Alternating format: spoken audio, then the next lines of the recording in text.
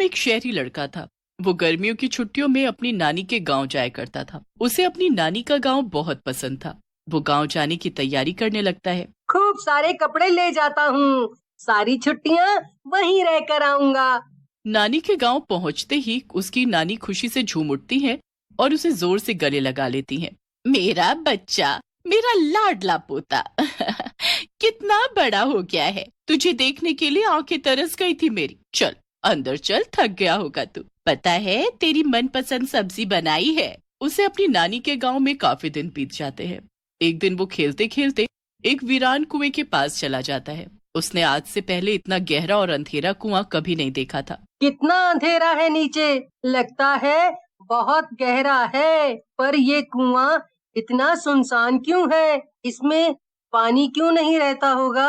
अगले दिन शुभम अपनी नानी से कुएं के बारे में पूछता है। नानी, वो जो घर के पीछे कुआं है, वो इतना अजीब क्यों है? वहाँ लोग ज्यादा आते जाते भी नहीं। तुम उस कुएं के पास गए थे? शुभम बेटा, कितनी बार समझाया है, बिना पूछे इधर उधर मत जाया करो। और उस कुएं के पास तो बिल्कुल भी नहीं। नानी, पर उस कुएं में पानी क्यों नहीं रहता? वो कुआं श्रापित है। वहाँ कई सालों से एक डरावनी चुड़ैल रहती है। पूरे गांव में उसका डर फैला हुआ है। सब डरते हैं उससे। अच्छा, क्या किया उस चुड़ैल ने? अरे वो रात को लोगों के बच्चे चुरा कर चौराहे पर रख देती है।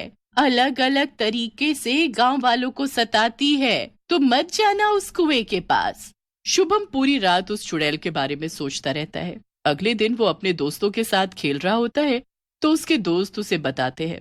शुभम, तुम्हें पता है उस शापित कुएं के बारे में? हाँ, थोड़ा बहुत। नानी ने वहाँ जाने से मना किया है। लोग कहते हैं कि वहाँ चुड़ैल रहती है, बहुत डरावनी चुड़ैल। तुम जानते हो उसके बारे में? हाँ, मेरे पापा ने तो देखी भी है।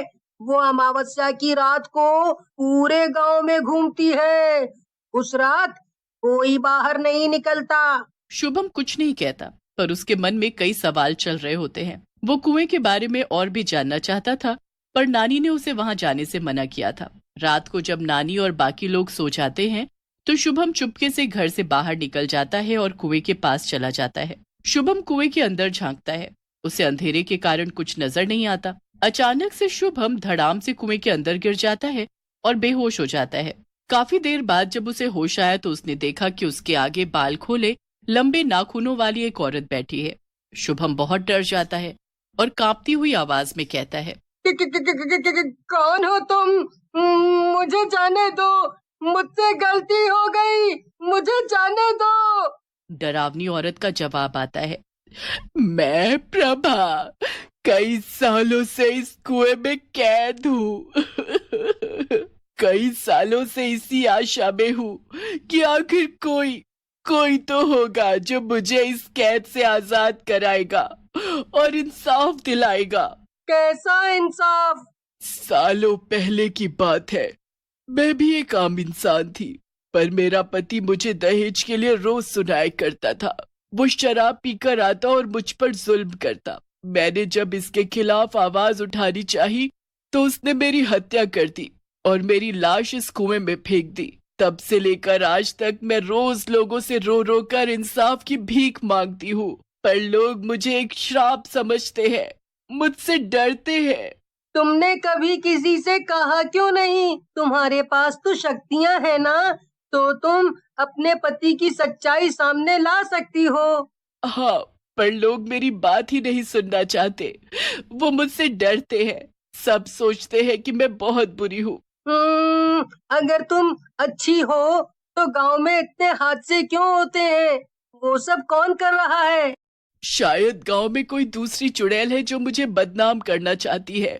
हो सकता है कि ये सब वही कर रही हो। मुझे ज्यादा कुछ नहीं पता। मैं इस कुएं से बाहर नहीं निकल पाती तो उसके बारे में कैसे जान सकती हूँ।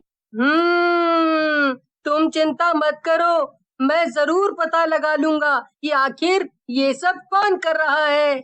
शुभम उसकी पीड़ा समझता है और मन में उसे इंसाफ दिलाने की ठान लेता है और प्रभा को विश्वास दिलाता है कि वो उसे इंसाफ दिलाएगा। प्रभा उसे कुएं से बाहर जाने देती है। शुभम सब गांव वालों को कुएं का रहस्य बताता है, पर कोई भी उसकी बातों पर यकीन नहीं करता। अरे अरे, अब क्या हम इस शहर के आए हुए लड़के की बातों पर यकीन करेंगे? हाँ हाँ, बिल्कुल ठीक कहा। हमें अच्छे से पता है उस शापित कुएं की सच्चाई। हमारे गांव का बहुत नुकसान किया है उस चुड़ैल ने। अमावस्या के दिन सब लोगों को डराती है। ऐसा कैसे हो सकता है? वो तो लाचार है। वो भला गलत काम क्यों करेगी? अच्छा, तो गांव में ये सब घटनाएं क्यों होती हैं? कोई जवाब है तुम्हारे पास? गांव वालों की बात सुनकर शुभम और भी मुश्किल में पड़ जाता है। वो सोचता है जब प्रभा अच्छी चुड़ैल है तो आखिर गांव में नुकसान कौन करवाता है, कौन डराता है? ये दूसरी चुड़ैल आखिर है कौन? शुभम अमावस्या की रात को जब सब सो जाते हैं तो वो सच का पता लगाने निकल पड़ता है। उसकी नजर अचानक सड़क पर चलते हुए एक सफेद कपड़े पहने चुड़ैल पर पड़ती है। शुभम बहुत डर जाता है, पर वो हिम्मत नहीं हारता। शुभम उस चुड़ैल के पीछे पीछे जाता है तो वो देखता है कि वो चुड़ैल प्रभा के पति के घर जा रही है। चुड़ैल के घर में घुसते ही शुभम खिड़की के बाहर से देखता है, अंदर से किसी आदमी की आवाज आती है। आज तो गांव वालों का डर डर के बुरा हाल हो जाएगा।